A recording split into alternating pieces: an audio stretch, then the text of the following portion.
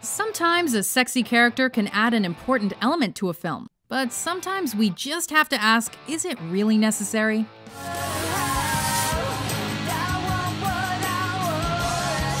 Welcome to WatchMojo.com, and today we're counting down our picks for the top 10 needlessly sexualized female movie characters.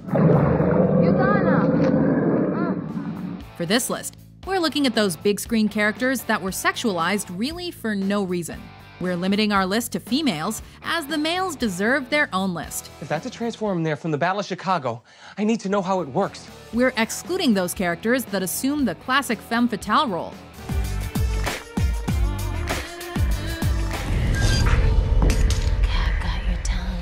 As well as those characters that were intended to be extremely sexy. Come on, Roger, let's go home. I'll bake you a carrot cake. Number 10. Lilu, the Fifth Element. Lilu? Sure, if we were building a woman, we may choose to model it after Mila Jovovich too. But this isn't weird science. In this sci-fi action flick, Jovovich plays Lilu, one of the supreme beings in the universe. Me, Fifth Element. Supreme being. Her main two outfits consist of a series of bandages that reveals more skin than they cover up, and a crop top with tight pants and suspenders that wrap around the crotch. Sorry, I forgot about the auto wash. We get that you need a sexy female lead to play alongside Bruce Willis, but did her character really need to strip naked in front of everyone? I'd like to take a few pictures. Number 9. Ginger Knowles, Swordfish.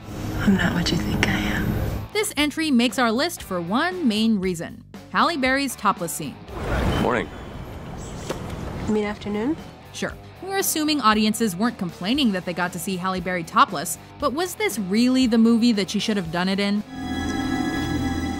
The scene seems out of place with the rest of the film, an action crime thriller about a computer hacker.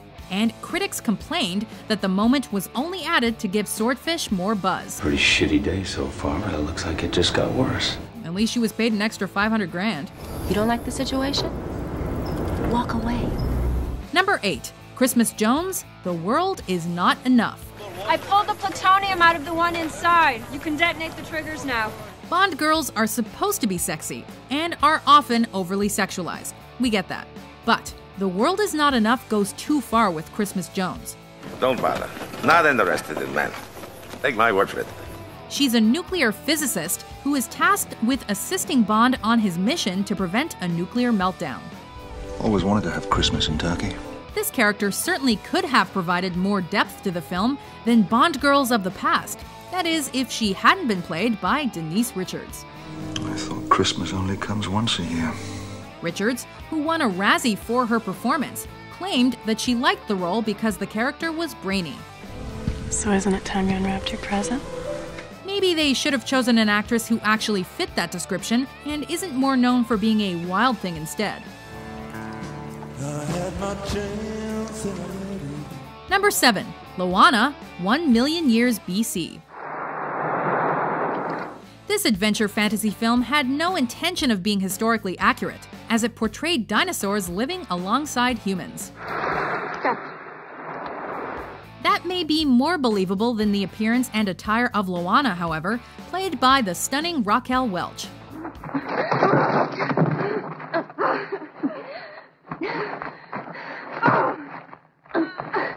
Loana's raggedy clothes barely held her breasts in place, and her beautiful hair and long legs make her look less like a cave woman and more like a Victoria's Secret model. If you ask today, barely anyone would remember the plot of the film, but the majority of people would be able to recognize the iconic pinup poster. We know Andy Dufresne would. By 1966, right about the time Tommy was getting ready to take his exams, it was lovely Raquel. Number 6. Princess Leia Organa, Star Wars Episode 6, Return of the Jedi. I don't know what you're talking about. Princess Leia was without a doubt everyone's fantasy girl when the original Star Wars trilogy hit the theaters. But for the first two films, George Lucas focused more on developing her character than exploiting her feminine image. What the hell are you doing? Somebody has to save our skins. Of course, he couldn't hold out forever, and we were given the famous gold bikini outfit in Return of the Jedi. While this answered the prayers of every fanboy, it felt like a cheap exploit of a strong female character, one the film really didn't need. Come on, we gotta get out of here. Number 5. Natasha Romanoff, Black Widow, The Avengers. Who are you? Natasha Romanoff? Female characters in comic books are often exploited for their sexuality and depicted with large breasts that are barely held in by skin-tight leather outfits. Well, I made a name for myself. This is no different with Black Widow, also known as Natasha Romanoff. Gentlemen, you may want to step inside in a minute. It's gonna get a little hard to breathe. While the Avengers did seem like they toned down her sexuality a bit from the comics, they still gave her a tight leather number that seemed quite impractical for fighting aliens.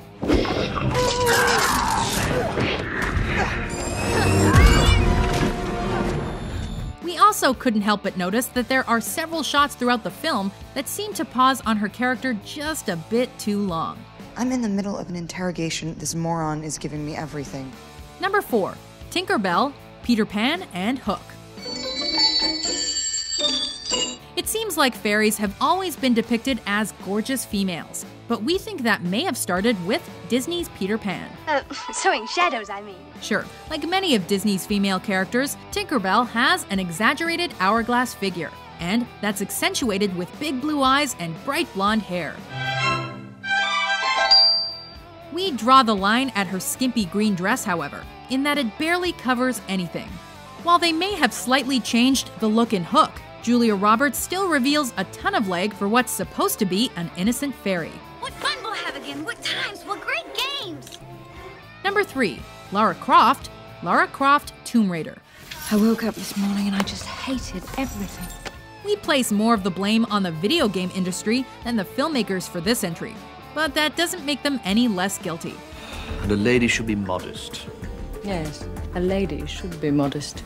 They had a chance to focus more on the intelligent and athletic side of the English archaeologist adventurer, but instead cast Angelina Jolie and made her wear a skin-tight top and short shorts. Stop!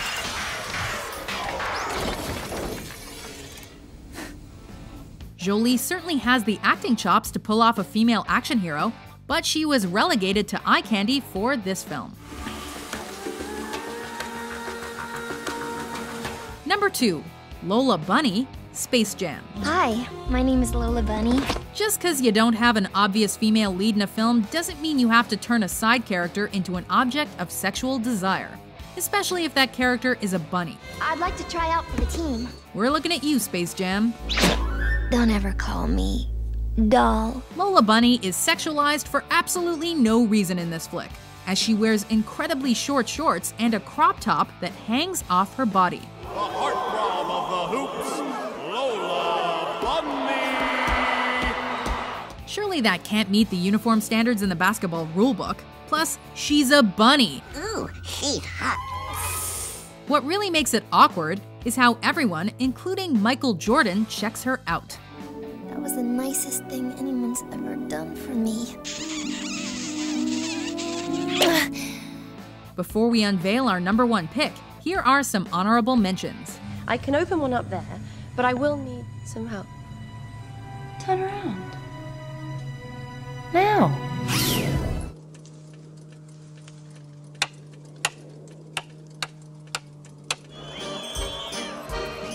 Look at that disgusting display. Yes, sir.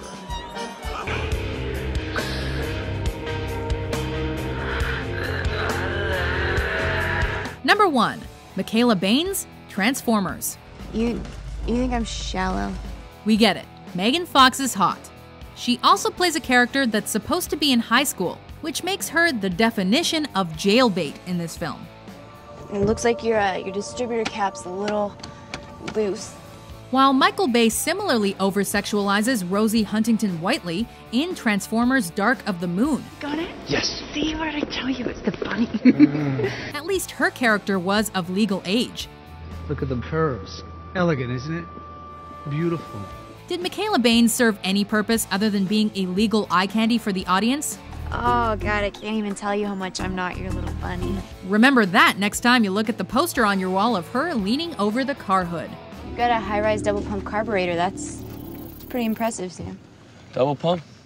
It squirts the fuel in so you can go faster. Oh. Do you agree with our list? It's all just a business. Who do you think is the most needlessly sexualized movie character? I'll deal with you in a minute. For more exciting top 10s published every day, be sure to subscribe to WatchMojo.com. A new world to call home.